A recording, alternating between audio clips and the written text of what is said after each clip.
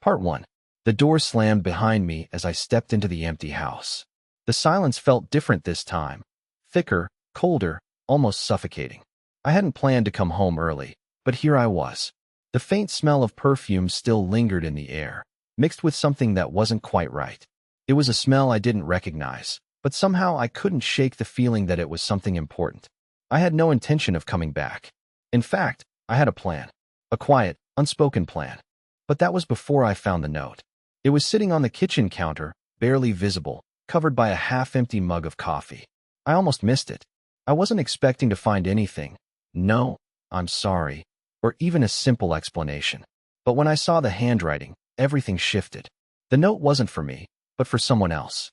It read, "I'll be back soon. Don't worry, it's all working out."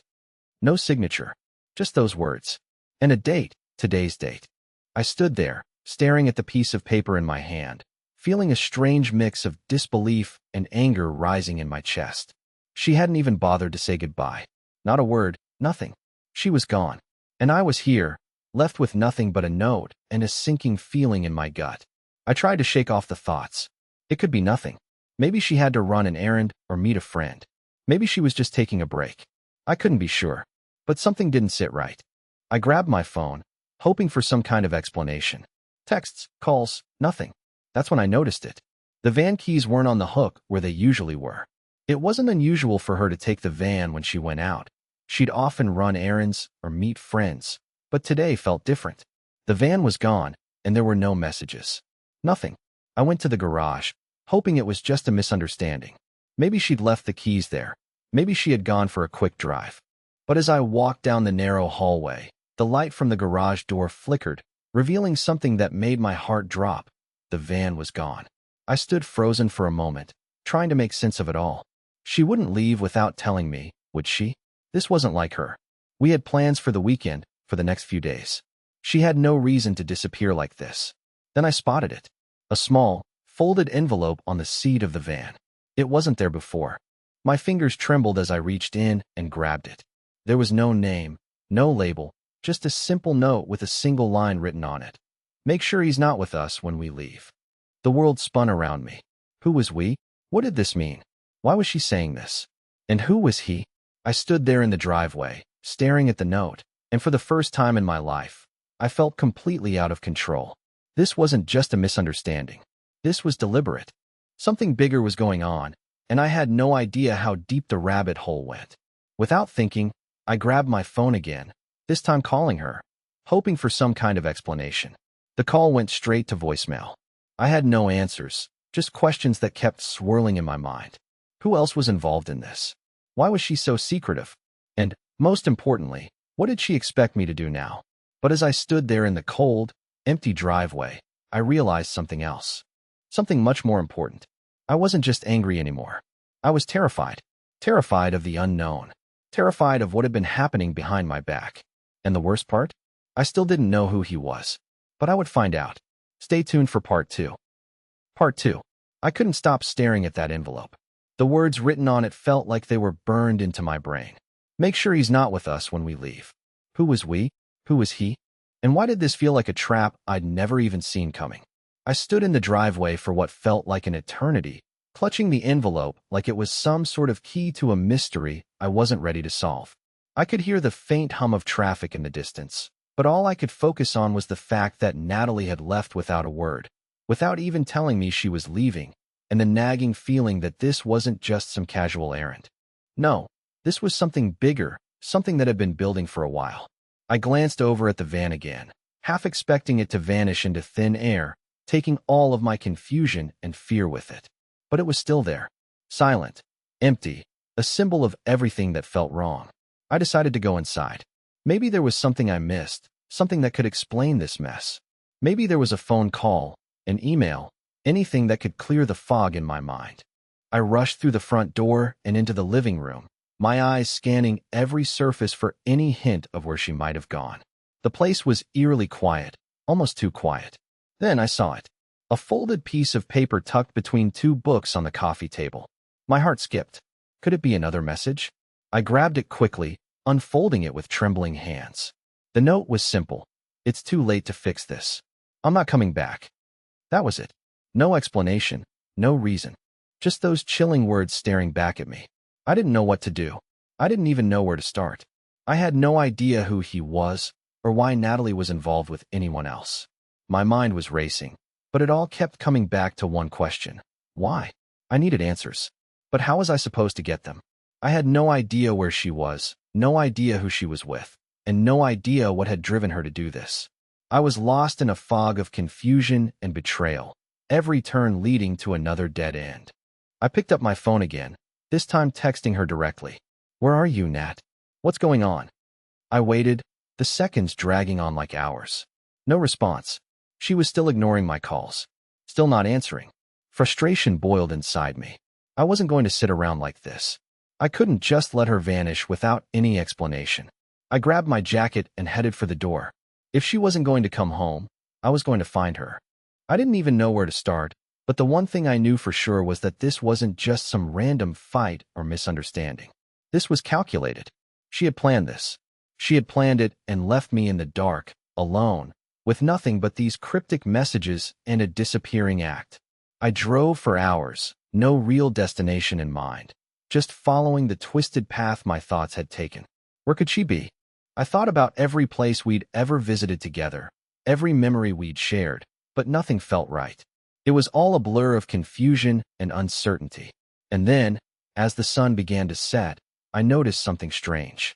There, just outside the city, was a small motel I didn't recognize. It stood there, isolated, with a faded neon sign flickering above it.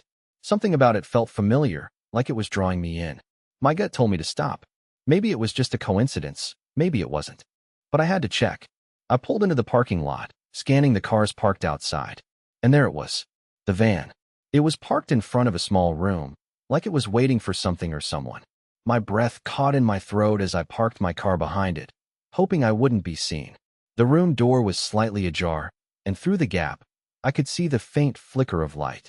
I got out of the car quietly, moving cautiously toward the window. My hands were shaking as I peered inside, trying to make sense of what was happening. And that's when I saw her. Natalie was sitting on the bed, talking to someone. Her back was to the window, but there was no mistaking it. She was with someone. I couldn't make out the details, but it was clear that this wasn't just an innocent meeting. The way they sat together, too close, the way she leaned in, it was all too familiar. My heart sank. She had moved on. She wasn't just away for a while. She was here, with someone else. I stood there, frozen, the world spinning around me. Every ounce of anger, hurt, and betrayal hit me like a freight train. But I couldn't look away. I couldn't stop watching. Every second felt like a lifetime. I wanted to confront her, to rush in and demand answers. But something told me to wait. Something told me that if I did, I wouldn't be ready for the truth. So I stayed. I stayed and watched. The next few minutes were a blur. I could barely make out the conversation, but the body language said everything I needed to know. This was more than just a fling. This was a full-blown affair. I don't know how long I stood there, but eventually, I saw them get up. Natalie walked toward the door, pulling it open just enough to let the other person slip out, his face hidden from view. She stood there for a moment, adjusting her jacket before turning around. I pulled back quickly, my breath catching in my throat. My mind was racing. Was it over? Was this the end? I didn't know, but I would find out. Stay tuned for part 3. Part 3. The moment I saw Natalie step out of that room, my mind froze. She didn't even look back. She just walked away like it was the most normal thing in the world. I stood there, the weight of what I had just witnessed crashing down on me. I wanted to rush in and confront her, to shout, to demand answers. But I didn't. I couldn't. I was paralyzed by the truth that was unfolding before me. I stayed hidden behind the corner of the building, barely breathing, watching as Natalie walked across the parking lot toward her van. My stomach turned, the knot in my chest tightening. Every step she took felt like a betrayal, but I couldn't tear myself away. I needed to know. I needed to understand how deep this went. She climbed into the van, and for a moment, I thought she might drive off. But instead, she just sat there, alone. And then, without any warning, she pulled out her phone. I watched her fingers fly over the screen as she typed something, her face lit up by the glow of the screen. I felt a pang of jealousy, a sick feeling in the pit of my stomach. Who was she texting? Who was she contacting that was so important? I waited, watching her intently, my heart racing with each passing second. After what felt like an eternity, she put the phone down and started the van. The engine roared to life, and for a moment, I thought I might lose her. But to my surprise, she didn't drive off. Instead, she turned the van around and parked in the same spot again, as if she were waiting for something or someone. At that moment, something inside me snapped. I couldn't keep watching her from a distance anymore. I needed answers. I had to know who she was with, what was really going on. I approached the van slowly, making sure she couldn't see me as I moved closer to the side window. My hands were shaking with anticipation and fear. What if she caught me? What if I found something I wasn't ready to hear?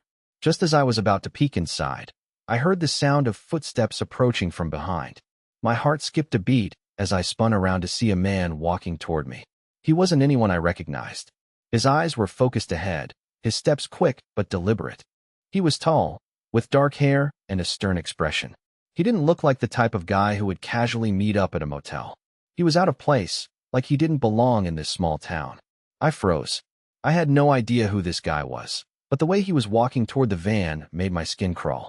Was he the one she was with? Was this the man who had been texting her? The one she'd been hiding from me? I barely had time to process this new threat when the man stopped just a few feet away from me. He turned, glancing toward the motel room with a look of disdain. He looked around once, and his eyes briefly met mine. "Can I help you?" he asked, his voice low and guarded. For a moment, I didn't know how to respond. Should I deny everything? Should I pretend like I wasn't there for a reason? I had no plan, no idea what to say. But then, something inside me clicked. I wasn't just some passive observer anymore. I wasn't going to let this man control the narrative. I needed to confront the truth, no matter how painful it might be. "I think I should be asking you that," I said, my voice coming out more forcefully than I expected. "What's going on here?" He raised an eyebrow, a smirk appearing on his face. "What do you mean?" I took a step forward, my fists clenched at my sides. "Who are you? What's happening between you and Natalie?" For a second, there was silence. The tension in the air grew thick, and I could feel the weight of the moment pressing down on me. The man didn't say anything for a long time. He just stared at me, sizing me up. Finally, he spoke. "You don't need to know anything. It's none of your business." I didn't know what to say to that. Of course, it wasn't my business, except that it was. It was my life, my marriage, my everything that was being ripped apart right in front of me. My heart was racing, and I could feel the anger bubbling up inside me. How could he just stand there, acting like this was all normal? Before I could react, he turned and started walking away. "Don't follow me," he said over his shoulder. "Stay out of this." But I wasn't done. Not by a long shot. I wasn't going to let him just walk away without facing the consequences of his actions. I took a deep breath, gathering every ounce of courage I had left. I had to confront Natalie. I had to know what was going on, once and for all. I moved quickly, walking toward the van as the man disappeared into the night. I reached the driver's side window and knocked once, twice, before she turned around. Her face paled when she saw me standing there. "Natalie," I said, my voice steady but firm. "We need to talk." She didn't say anything at first. She just stared at me, wide-eyed and frozen in place. I could see the guilt in her eyes, the fear, and the shame. It was like a weight had settled between us, something neither of us could ignore. She took a deep breath, then finally spoke. "I wasn't planning on you finding out like this." "Then how were you planning on it?" I shot back, my frustration reaching its peak. "How were you planning on hiding this from me?" Natalie opened her mouth to speak, but the words didn't come. She was struggling, caught between her emotions and the reality of what she had done. I wasn't sure whether she was going to tell me the truth or try to justify everything, but I knew one thing for sure. This conversation was going to change everything. And that's when she said the one thing that would break me. "I'm not coming back, Nolan. Stay tuned for part 4. Part 4. I could feel my chest tighten as the words left her lips. "I'm not coming back, Nolan." Her voice was quiet, almost a whisper, but it echoed through the silence between us like a drumbeat. It felt like the world around me stopped. I wasn't sure what I had been expecting, but it wasn't this. My mind raced, unable to process the weight of what she had just said. I stood there, frozen, my thoughts tangled in a web of confusion, anger, and disbelief. The night air was cold, and I could feel it biting at my skin, but I couldn't move. I couldn't speak. I just stared at her, waiting for something. Anything. But she didn't say anything else. She didn't offer an explanation. She didn't apologize. She just sat there, looking at me like she had already made up her mind, like there was nothing left to salvage. I don't understand. I finally managed to choke out, my voice barely above a whisper. What do you mean? Why? After everything we've been through, you just walk away? She looked away, her eyes flickering down to her hands, clasped tightly in her lap. I'm sorry, Nolan, she said, her voice trembling now, but it's over. I've been trying to figure this out for so long, but I can't do this anymore. It's not just you. It's me too. Her words hit me harder than anything else she had said. It wasn't just a decision about our marriage. It wasn't something we could fix. It was final. She was done. And the pain in her eyes was enough to tell me that she had been carrying this burden for much longer than I could ever have known. You don't get to do this, Natalie. I snapped, my anger rising now, my voice sharper than I meant it to be. You don't just get to walk away without telling me what's been going on. Who is he? What's really been happening? Her eyes darted toward me, and for a moment, I thought she might break.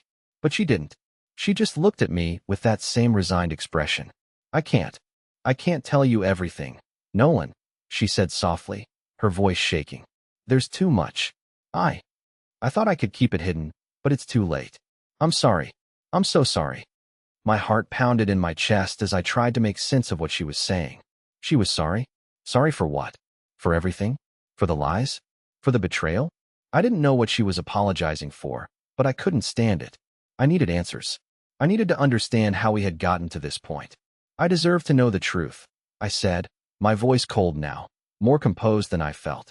I deserve that much. If you want to leave, fine. But don't you dare do it without telling me why. For the first time, she seemed to hesitate. Her hands trembled in her lap, and she bit her lip, like she was debating whether or not to tell me. I could see the internal struggle in her eyes, but I didn't know if she was going to break or keep lying. And then, just as I thought she might speak, she shook her head. I can't. I'm sorry, but I can't. It's not just about him. It's about me. I've been lost, Nolan. I've been lost for so long, and I don't know how to fix it. I don't know how to be the person you want me to be anymore. Her words felt like a punch to the gut. She wasn't just leaving me. She wasn't just abandoning our marriage.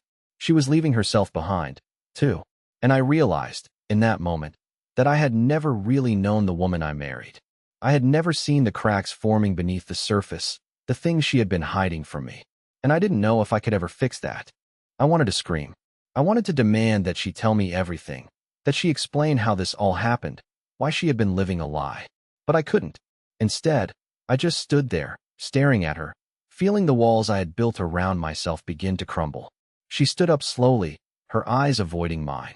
I'm sorry, she whispered again, her voice barely audible. And then, before I could stop her, she turned and walked toward the van. The door slammed shut behind her, and I was left standing there, alone in the parking lot. I don't know how long I stood there after that. Minutes? Hours? It didn't matter. Time seemed to stretch and bend in ways I couldn't understand. Everything felt like a blur. Her words, her actions, everything we had shared. It was all slipping through my fingers, and I had no idea how to stop it. I didn't want to let her go. I didn't want to believe that this was the end, but I knew it was. And as I watched her drive away, a part of me, one I didn't recognize, felt like I was finally seeing the woman I had loved for so long, the woman I had been blind to. The truth was right in front of me, and the worst part was, I wasn't sure I could ever put the pieces of our life back together. But I knew one thing for certain. I couldn't just stand here and let this be the end. I had to know more. I had to understand what had driven her to this point, and I would find out, no matter what it took.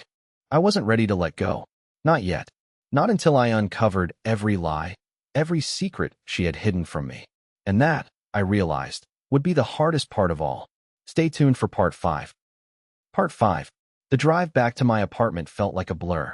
My hands were gripping the steering wheel so tightly that my knuckles were white, my mind replaying every moment with Natalie over and over again. It felt like I was in some kind of nightmare that I couldn't wake up from. How did we get here? How had we gone from what seemed like a perfect marriage to this? The silence in the car was deafening, the only sound my heavy breathing and the hum of the engine. I couldn't shake the feeling that something even bigger was at play here. Something that Natalie wasn't telling me. She had kept something from me, something she had hidden so deeply, and I had no idea how far back it went. As I pulled into the parking lot of my apartment complex, my mind was racing. I wasn't ready to go inside, not yet. I needed time to think, to process everything, but my mind kept going back to one thing. Who was he? The man she had been meeting in secret, the one she had been hiding from me. And why hadn't she told me? Was it because she didn't trust me? Or was it because she was ashamed of what she had done? The questions kept piling up, and I couldn't seem to stop them. I parked the car, my mind still a whirlwind of confusion and hurt. I sat there for a while, staring out of the windshield, trying to make sense of it all. Finally, I gathered enough strength to open the door and step out of the car. But as I stood there in the dim light of the parking lot, I felt a surge of determination. I wasn't going to let this go. I wasn't going to let her walk away without at least understanding why she did what she did.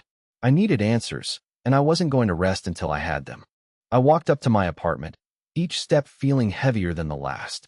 When I opened the door, I was greeted by the silence of my empty apartment. The same silence that had greeted me this morning when I came home to find everything had changed. It was like a different place now, a place I didn't recognize. The walls, the furniture, everything felt like a reminder of the life I had lost. I didn't want to sit down, didn't want to think about what was happening. But the weight of the situation was unbearable, and I found myself sinking onto the couch. My phone buzzed in my pocket, and I jumped, startled. I pulled it out, hoping it was a message from Natalie, maybe an explanation for everything. But it wasn't. It was from Jody. The message read, "He's gone. You were right. I tried to warn you, but you wouldn't listen. I'm sorry." I stared at the words, not fully understanding what they meant. Who was gone? What was she talking about? The more I thought about it, the more the pieces seemed to fall into place. Jody knew something. She had to. She had been involved in this, and I was starting to realize that she might know more than she was letting on. But why was she apologizing? What did she mean by, "I tried to warn you"? I couldn't let this go. I had to find out. I quickly dialed Jody's number, hoping she would answer. The phone rang several times before she finally picked up. "Nolan?" Her voice sounded distant, almost nervous. "What do you want?" "I need answers, Jody. You know what's been going on. You know about the guy she's been seeing. I need to know everything. I need you to tell me what's happening." There was a long pause on the other end of the line. I could hear her breathing, like she was deciding whether or not to say anything. "Nolan, you don't understand," she finally said, her voice trembling. "It's not what you think. I didn't want this to happen. I didn't want you to find out like this." "Then tell me the truth." I snapped, the anger bubbling to the surface again. "Tell me what's been going on. Who is he? Why didn't you tell me?" "I can't, Nolan. I can't say anything more. You'll hate me if I do. Just leave it alone. For your own sake." Her words made my blood run cold. What was she hiding? Why was she trying to protect me from the truth? Was there something even darker going on that I wasn't seeing? The more she resisted, the more I felt like I was getting closer to something huge. "I won't leave it alone," I said, my voice low but firm. "You're going to tell me what's really been going on, Jody. I don't care what it costs me. I need to know." There was another long pause. Then, I heard her exhale slowly. "You won't believe me if I tell you," she said quietly. "You'll never look at her the same way again. I don't care. Just tell me." I could hear the tension in her voice as she reluctantly spoke. "It's not just about her and him. It's bigger than that. Much bigger. And it's not over, Nolan. It hasn't even started yet." I froze. "What do you mean?" But before she could answer, the line went dead. The call ended abruptly, and I sat there, staring at the phone in disbelief. What had she meant by that? What wasn't over? What did she mean when she said it hadn't even started yet? I stood up from the couch, pacing the room. My heart was racing. Every instinct told me that I was about to uncover something even darker than I had imagined. But what could it be? What was Natalie hiding from me? And why did Jody think I wouldn't believe it? I didn't know the answers yet, but I was getting closer. I could feel it. And no matter how far I had to go, I wasn't going to stop until I had every piece of the puzzle. I wasn't going to let her run away from this. Not yet. Not until I knew everything. Stay tuned for Part 6. Part 6. I couldn't shake the feeling that everything I thought I knew was slipping through my fingers. Jody's words echoed in my mind. "It's bigger than that. Much bigger. And it's not over. It hasn't even started yet."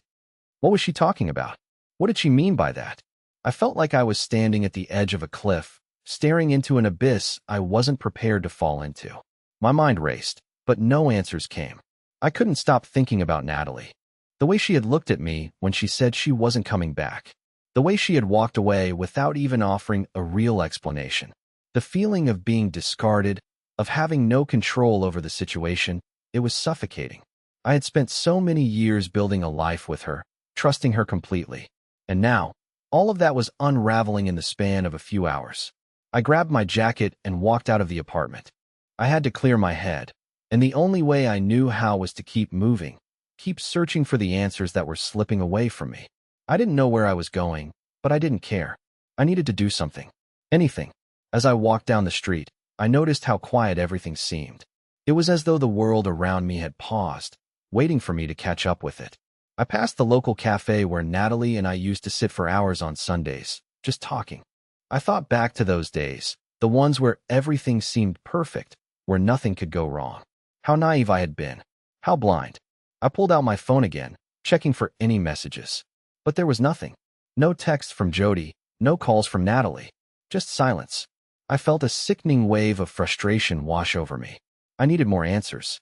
I needed to know who she had been with, what had been going on behind my back, and why she had kept everything from me for so long. I couldn't keep going like this, living in the dark, waiting for something to change. I needed to take control. I needed to confront the people who had all the answers. I drove back to the motel, the same one where I had seen Natalie earlier. My heart pounded in my chest as I parked the car, the memories of what had happened earlier flooding back. I wasn't sure what I was expecting to find, but something told me that I wasn't finished with this place. I wasn't finished with her. As I approached the motel room, I saw the lights through the window. My pulse quickened. I had to know what had been happening inside. I had to know who she had been with, who this man was that had somehow slipped into her life. I wasn't going to leave without answers. I crept around the side of the building, careful to stay out of sight. As I reached the back, I spotted the familiar figure of the man I had seen earlier. He was standing by the back door of the motel room, talking to someone on the phone. His back was turned, and he didn't see me coming. My heart pounded harder in my chest as I approached, closer and closer, until I was just a few feet away. I could hear his low voice, but his words were too soft to make out. Then, the door opened. I froze. Natalie stepped out of the room, looking different than the last time I had seen her. She looked vulnerable. There was a sadness in her eyes that I hadn't noticed before. She stood there for a moment, her shoulders slumped, as though she had just been through something exhausting. The man on the phone looked up and gave her a small nod. She walked toward him, and they exchanged a few words, but I couldn't hear what they were saying. I felt a rush of emotions. Anger, betrayal, confusion, it all came flooding back. But there was something else too. Something that I hadn't expected. Pity. For the first time, I realized that this wasn't just about me anymore. This wasn't just about the lies she had told, the secrets she had kept. It was about her, too. She was broken. She was lost, just like I was. I couldn't stay hidden forever. I had to face her. I had to confront her. It wasn't just about the truth anymore. It was about understanding her, understanding why she had done this, and why she hadn't told me. I stepped out from behind the corner, moving quickly but quietly, and stood in front of her, blocking her path. She froze when she saw me. Her eyes widened in shock, and for a second, I thought she might run. But she didn't. She just stood there, staring at me, as if she couldn't decide whether to speak or walk away again. I looked at her, my heart pounding in my chest. I didn't know what I was going to say. I didn't know what I wanted to hear. All I knew was that I couldn't keep living in the dark. I couldn't keep pretending that everything was fine when it clearly wasn't. "Why, Natalie?" I said, my voice steady, though my hands were shaking. "Why didn't you tell me? Why didn't you just tell me the truth?" She took a deep breath, her eyes lowering to the ground, like she couldn't bear to look at me. "I couldn't," she whispered. "I couldn't bear to see the disappointment in your eyes." I could feel my anger rising, but I kept it in check. This wasn't the time for that. Not yet. "You didn't think I deserved to know?" I asked, my voice barely above a whisper. She looked up at me then, her eyes filled with tears. "No, I didn't want to hurt you." I didn't know how to respond to that. What could I say? How could I process the fact that the woman I had spent years building a life with had kept so much from me? It wasn't just the affair. It wasn't just the lies. It was everything. It was the fact that she didn't think I deserved the truth. "I'm sorry, Nolan," she said, her voice breaking. But I don't know how to fix this. I don't even know if I want it anymore. Her words hit me like a punch to the gut. I wanted to scream at her, to make her understand how much she had hurt me, how much this had shattered everything. But I couldn't. I didn't have the strength anymore. I just stood there, watching her, as the last bit of hope I had left slipped away. This wasn't just the end of our marriage. It was the end of everything I thought I knew about her. I didn't know what I was supposed to do now. But I knew one thing. I wasn't done yet. I would find out everything. I would uncover every secret she had been hiding, no matter what it cost me. And when I did, she would know the truth, too. Stay tuned for Part 7. Part 7. The silence between us stretched long enough for it to become unbearable. Natalie stood in front of me, her tears glistening in the dim light of the parking lot, her hands trembling as she clutched her jacket tighter around her. Her words had just broken everything I thought I knew about us. She wasn't even trying to fix it. She wasn't even trying to make sense of it. She was done. And here I was, standing in front of her, waiting for a part of me that I was too scared to acknowledge.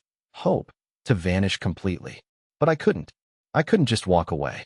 I couldn't just pretend like everything would go back to normal if I stayed silent. Something inside me snapped, and I found myself taking a step toward her, closing the distance between us. I needed answers. I needed the truth. Is this it then? I asked, my voice hoarse. This is how it ends. She didn't answer immediately. She just stared at me with those same wide, tear-filled eyes, her lips quivering as if she were trying to find the right words. I could see the guilt in her expression, the confusion in her posture, but none of it made a difference anymore. The damage was done, and I wasn't sure if she even understood how much it hurt. I never wanted this to happen, she whispered, her voice cracking. I never wanted to hurt you. Then why did you? Why did you keep all this from me? All these lies, all this time? I spat the words out without thinking. The anger, the betrayal, the sheer frustration I had been holding inside for so long finally broke free. How long were you planning on hiding it, Natalie? How long did you think you could keep me in the dark? Her gaze dropped to the ground, as if she couldn't bear to look at me any longer. I could see her hands shaking now, her shoulders hunched, but I didn't care. I needed her to understand how deep this went. I needed her to understand that this wasn't just about her walking away. It was about everything she had done behind my back. I never meant to fall for him, she finally said, her voice barely a whisper. It just happened. And once it did, I didn't know how to fix it. I stared at her, the words sinking in, but I still couldn't fully process them. You didn't know how to fix it? I echoed, my voice rising in disbelief. You think this is just something that happened? You think I'm supposed to just sit here and accept that? You were my wife. I trusted you. I believed in us. I'm sorry, she said, shaking her head slowly. I don't expect you to forgive me. I don't deserve it. But I don't know how to undo what I've done. I stood there, trying to collect myself. She was broken, I could see that. But I was broken too. This wasn't just about her infidelity. It wasn't just about the affair she'd been hiding. It was about everything. The years we'd spent together, the future we had planned, the trust we had built, and the fact that it had all been shattered in a moment. I don't know if I can ever forgive you, I said, my voice raw with emotion. But I need to know everything. I need to understand how long this has been going on. I need to know who he is. Who he really is. She took a deep breath, and for a moment, I thought she might break down completely. But instead, she lifted her head and looked at me, directly in the eyes.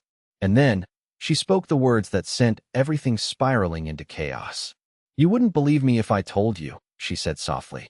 He's not just some guy, Nolan. He's someone you know. The world around me stopped. My heart skipped a beat as I processed what she had just said. What? What do you mean? Who is he? I demanded, my voice rising again. Tell me, who is he?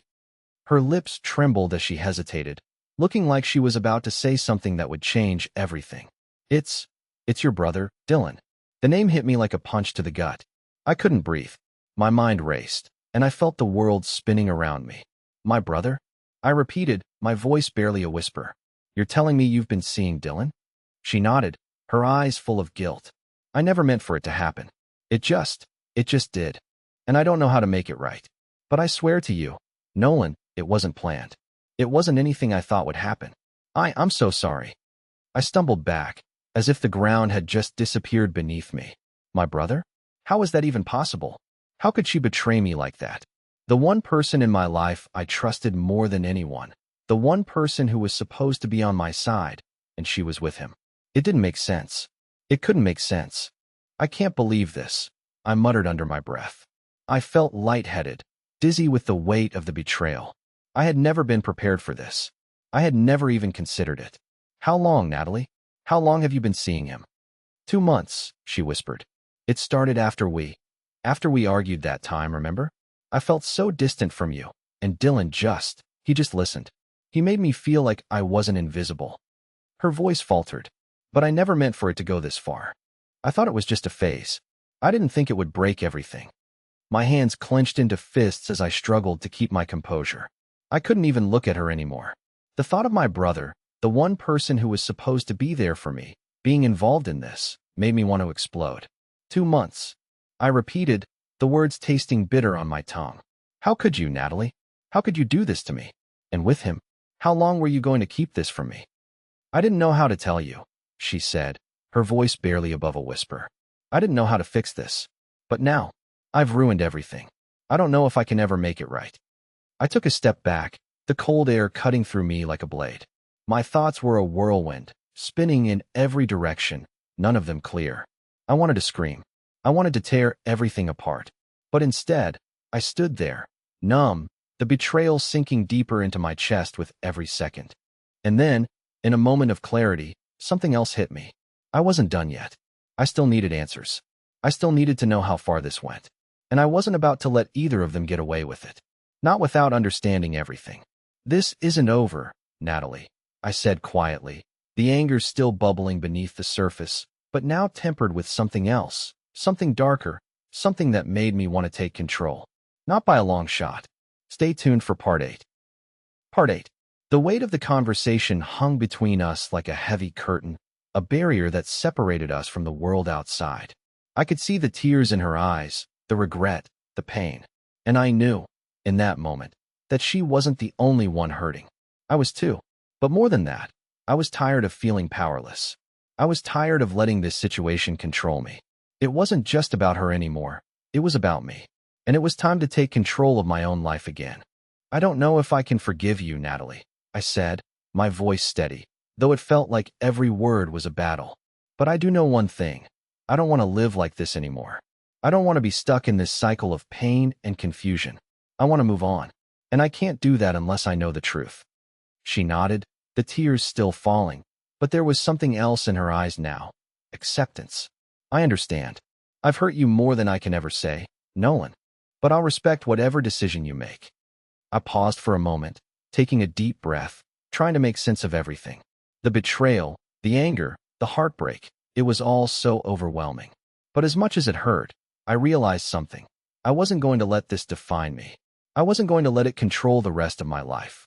I don't know what the future holds, I said, the weight of the words feeling heavier than anything I'd ever said before.